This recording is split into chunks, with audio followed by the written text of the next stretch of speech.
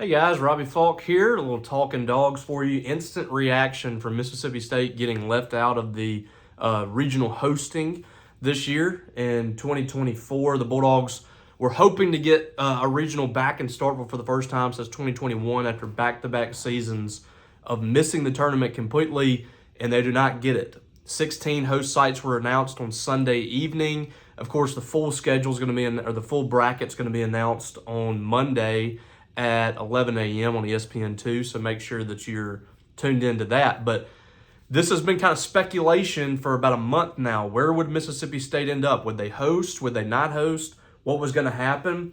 And Mississippi State's not hosting.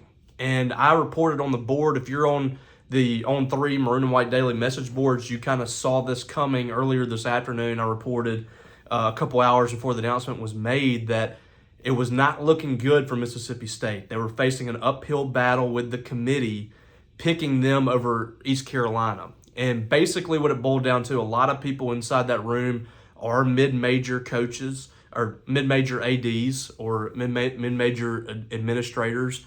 And a lot of them were advocating for East Carolina and some of these mid-major schools like UC Santa Barbara, who also made it, to get the host over schools like Mississippi State. And I think that the biggest issue that we see here for Mississippi State in trying to lock up that hosting spot was the quad 4 losses.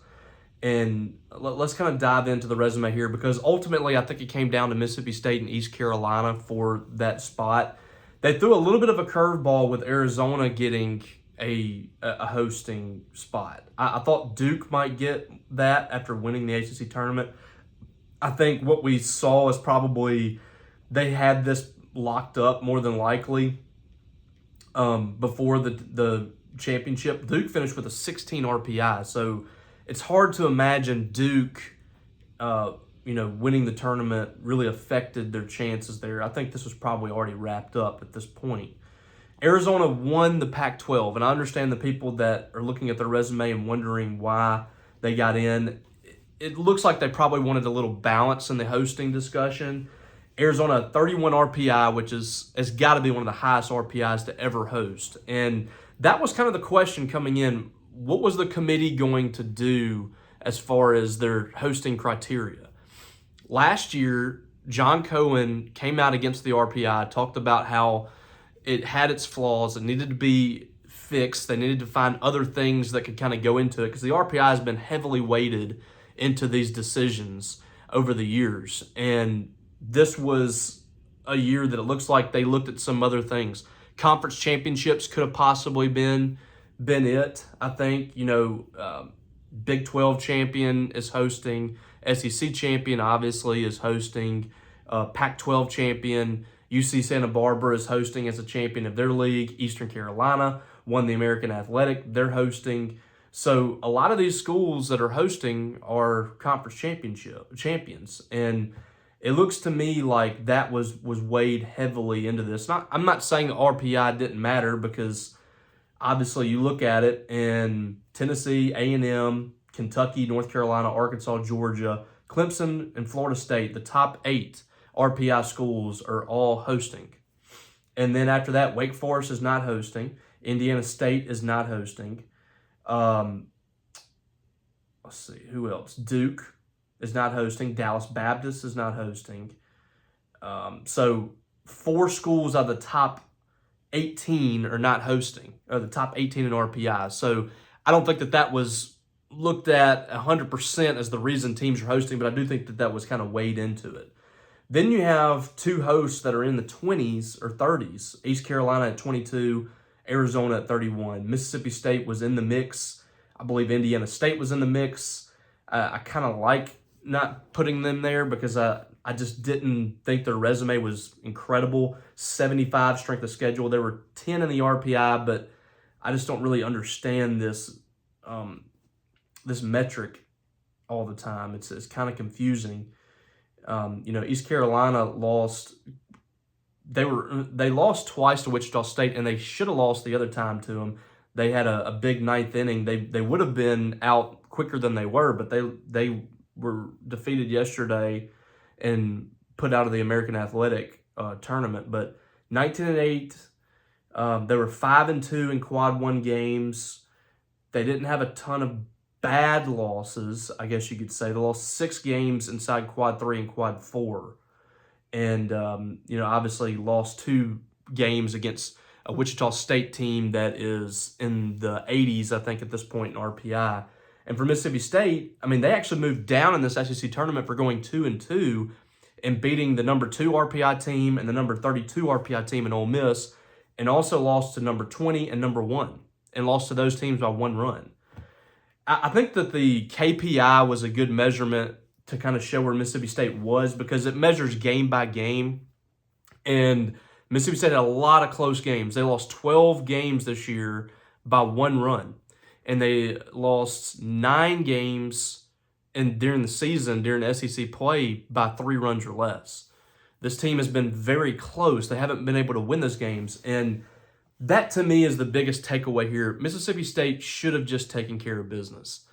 If you take care of business and you win, 3 more games or so, 3 or 4 more games during the regular season, all those games that you lost, even losing, 9 games by 1 run would have probably gotten Mississippi State a host. I think easily would have gotten them a host. If you lose, 2 quad 4 games instead of 5, you're probably hosting. But Mississippi State lost a lot of games early in the season in non-conference play that I think was the reason they didn't host. I don't think 17 SEC wins was the reason they didn't host. I think that they did fine enough in SEC play they should have been hosting. Now, you could have had several other games in the mix there that Mississippi State should have had that would have had them hosting, I think, had they won them, but they didn't. So the games, I think, that really mattered to them at the end of the day were these that they lost. I think the committee looked at the 5 quad 4 losses, which is more than anybody in the top 33 in RPI. Everybody else in the top 33 has 4 losses or less. Southern Miss had 4, and that was the second most out of the top 33. Everybody else had, 3 or less from there. And you start looking at these potential national seeds. Tennessee had 1 loss. A&M 18-0, Kentucky 7-1, North Carolina 12-0, Arkansas 16-0, Georgia 15-2. That's a team that a lot of people say, why is Georgia hosting over Mississippi State? State beat them in a series. State had the same record as them in the SEC. This is why. They went 15-2. They were 22-1 in non-conference. Didn't play a good non-conference, but it was 102. But they didn't lose to hardly anybody. They lost 1 game. 13 wins in quad 1. They are a host. Plain and simple. They didn't have the bad losses that Mississippi State did. State had the 4th most quad 1 wins at 16, and I think that's a big deal. I think it should have mattered probably more than it did. 16 quad 1 wins for Mississippi State, 5 for East Carolina. That's a lot. 11 more quad 1 wins for Mississippi State over East Carolina, and only 2 more quad 4 losses. To me, when I put these 2 resumes together, and I'm trying to be fair here, I said towards the end of the season, especially when Mississippi State lost to Missouri, Mississippi State will have no one to blame but themselves if they don't get a hosting spot. They had ample opportunities to get a hosting spot, and that is still true. I still believe that Mississippi State should have absolutely taken care of business. But when you look at these 2 resumes and you start to talk about RPI's flawed like they do, and you put everything kind of into the mix here with these 2 teams, it's really difficult for me to say East Carolina needs to be hosting over Mississippi State. They won 5 more games in a significantly worse conference, the American Athletic. I'm not trying to take anything away from what they did. They took care of business in their conference. If Mississippi State's in that conference, what are we talking about here? State won 16 quad 1 games, like I said. East Carolina 5. The strength of schedule was 14 for Mississippi State, 71 for East Carolina. Now, their non-conference strength of schedule was fairly strong. They had a top 10 non-conference strength of schedule. But at some point you have to start weighing out, is the conference more important or is non-conference more important? And for Mississippi State, you had David Mershon out for most of these losses that they had in non-conference play. And that was a huge piece missing. Logan Kohler missed a few games as well at third base. And then, Nate Doan missed basically all of SEC play for Mississippi State as a pitcher. I think that's big. Mississippi State, you look at their team now and not playing, really well offensively, but this team is probably as healthy as it's been all season outside of, when they came into the year. They have all their guys back. This is a really strong nucleus from a starting rotation standpoint. This team looks like a team that's going to be dangerous. And I think you have to weigh all that in. They've had injuries. They got off to a slow start, but they played pretty well in conference play. But I guess it didn't matter. So for Mississippi State now, the question is, are they going to also get screwed on the regional into the super regional, the matchup that they have? Who are they matched up with both in the regional and a potential super regional? And for State, it's kind of a catch-22 here.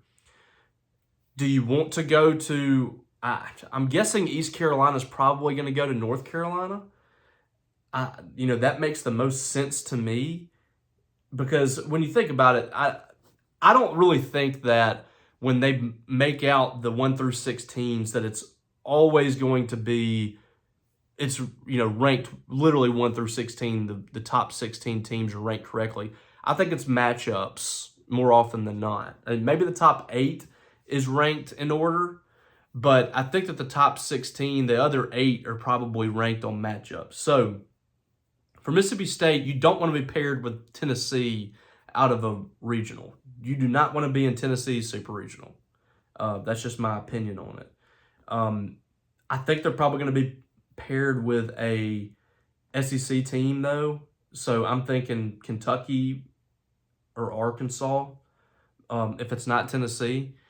And Kentucky, to me, is the best fit for Mississippi State. We'll see what they choose to do. I'm really interested to see where they are in the regional and where that's paired with. But I think this could be the best possible thing for Mississippi State and how they've been playing, especially on the offensive side of the ball. Now, this team has had some really good moments late in ball games. We saw State come back and beat Ole Miss in walk-off fashion in the SEC tournament. We saw them beat Texas A&M in the 9th inning. Wasn't walk-off, but they got him in the top of the 9th with a big hit from Connor Hyzak. We saw him come back and nearly tie that game against Vanderbilt in the other game, and then in position to beat Tennessee, the SEC champions. So while this team has struggled offensively, I think that they need to get a boost there. They are playing hard, playing good baseball. This might be something that really puts a charge in this team to make a run. And we'll see, obviously, if that happens. But a pissed-off Mississippi State team is not a bad thing. Playing somewhere else, getting away from Starkville, getting away from the pressure, and playing pissed-off baseball, baseball that is, played with a purpose. I'm not saying they aren't playing with a purpose now, but they could play a little more with a sense of urgency, I think, especially on the offensive side of the ball, without playing with, a lot of pressure on them, because that's what I think Dakota Jordan and Hunter Hines are playing with right now. But this could be the best thing for them. We'll see if that comes to fruition. But, this is definitely something that could be a shot in the arm for them.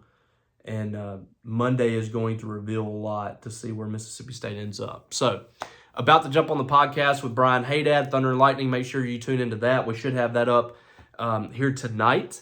So, we'll have more thoughts on Mississippi State's NCAA tournament coming to you on Sunday night, Monday morning, whenever you want to listen. I'm going to try to get this up before we get the podcast up. So appreciate you guys. Don't forget to subscribe to Maroon and White Daily YouTube and to subscribe to our site. Fans were already kind of getting the news on this being a possibility.